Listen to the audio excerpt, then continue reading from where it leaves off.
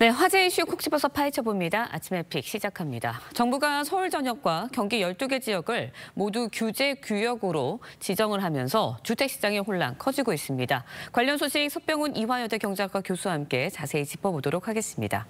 안녕하세요. 안녕하십니까. 네, 앞서 전해드렸지만 서울 전체 지역과 경기 12지역이 규제 지역으로 확대가 됐습니다. 그러면서 초강력 규제에 나섰습니다. 정부가 이렇게 초강력 규제 카드를 들고 나선 이유 뭐라고 보세요? 6.27 대책하고 그다음에 9.7 대책의 효과가 사라지고 있다라는 지표가 확인되고 있기 때문입니다. 일례로 한국부동산원이 발표한 9월 전국 주택 매매 가격 동향조사 결과에 따르면요, 서울 같은 경우 주택 종합 매매 가격 지수의 그 전월 대비 그 상승률이 0.58%로 지난달 상승률이 2달 연속 하락하다가 다시 반등을 했거든요. 그런데 특히 한강벨트 같은 경우는 상승률이 1% 이상, 월간 상승률이 1% 이상 급등을 함으로써 연이어 2번의 대책이 나왔으나 상승률이 재반등해서 그것이 효과가 없는 게 확인이 되니까 급등한 지역 위주로 이번에 규제 지역을 넓힌 것으로 보여집니다. 네. 그런데요, 이제 15억 초과 아파트는 대출이 4억 원, 25억 초과 아파트는 2억 원으로 줄었습니다.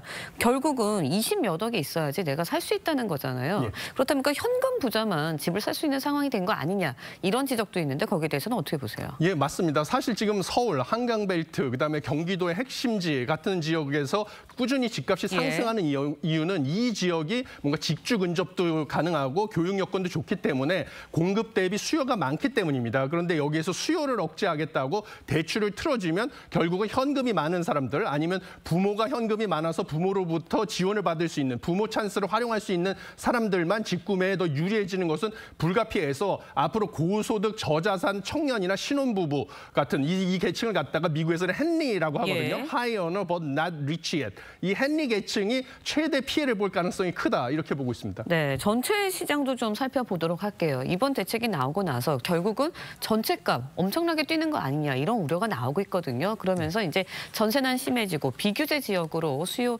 이동하는 풍선 효과 나타날 가능성도 있다라는 지적의 목소리 나오고 있는데 전망 어떻게 하세요? 예, 맞습니다. 앵커께서 지적하신 것처럼 비규제 지역인 이번에 묶이지 않은 뭐 동탄이라든지 인천, 부천, 구리 이런 지역의 집값이 급등할 가능성이 있고요. 그다음에 규제 지역 내에서도 상대적으로 대출 한도가 많은 10억 이하의 중저가 아파트들로 풍선 효과가 있을 가능성도 배제할 수가 없습니다. 그다음에 전세 가격과 월세 가격의 상승도 예상이 되는 상황입니다. 왜냐하면 이번 대책의 핵심은 갭 투자를 막기 위해서 토지거래 허가구역을 확대를 했는데 토지거래 허가구역 같은 경우는 집을 사는 순간 실거주 의무가 부과됩니다. 그러면 전세주택의 공급이 급감할 수밖에 없는 상황이다 보니까 전세 가격도 상승이 되고, 그러면 전세를 못 구하면 월세라도 살아야 되기 때문에 월세 가격 역시 상승이 예상됩니다. 네, 이번에 그런데 새로운 이제 주택 공급 방안은 포함되지 않았습니다. 그렇다 보니까 고강도 규제가 주택 공급 줄일 것이다, 이런 우려도 좀 나오고 있습니다. 이거는 왜 그런 건가요? 예, 그렇습니다. 이번에 대책을 보면 향후 주택 공급 계획을 구체적으로 얘기를 하겠다고 하면서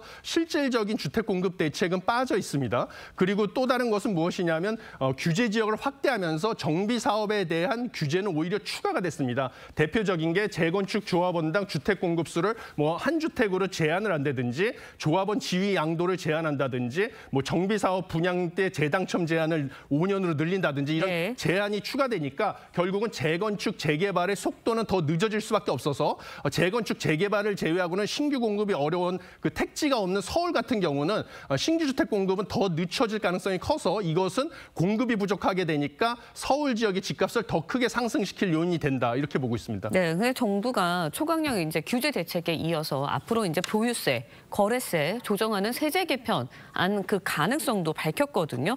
실제로 실현 가능성이 있다고 보시나요? 어떻게 보세요? 예, 일단은 당장 지방선거를 앞두고 있기 때문에 선거 전에는 정치권에서 세금을 크게 올리기에는 합의가 어렵다, 이렇게 보고 있고요. 선거 이후에는 세금을 올리는 것을 고려할 수는 있는데 문제는 이 다주택자에 대한 취득세나 보유세를 중과할 경우에는 결국은 다주택 말고 1주택을 소유하고자 하는 경향은 강해지고요. 한 주택만 소유할 때는 이왕이면 똘똘한 한 채, 집값이 가장 많이 오를 한 주택을 소유하려고 하기 때문에 이런 경우에 경우에는 똘똘한 한 채 현상은 강화될 가능성이 크다 이렇게 보고 있어가지고 결국은 집값을 잡으려면 신규 주택 공급방을 늘릴 방안을 찾아야 되고요. 이번에 최대 피해자가 될 수 있는 헨리 계층, 고소득 전문직 청년층을 위해서 뭔가 청년에 한해서라도 LTV 규제를 완화해줄 방안 이것을 추가적으로 도입할 것이 필요하다 이렇게 보고 있습니다. 네, 알겠습니다. 오늘 말씀 여기까지 듣겠습니다. 이화여대 석병훈 교수와 함께 이야기 나눠봤습니다. 고맙습니다. 감사합니다.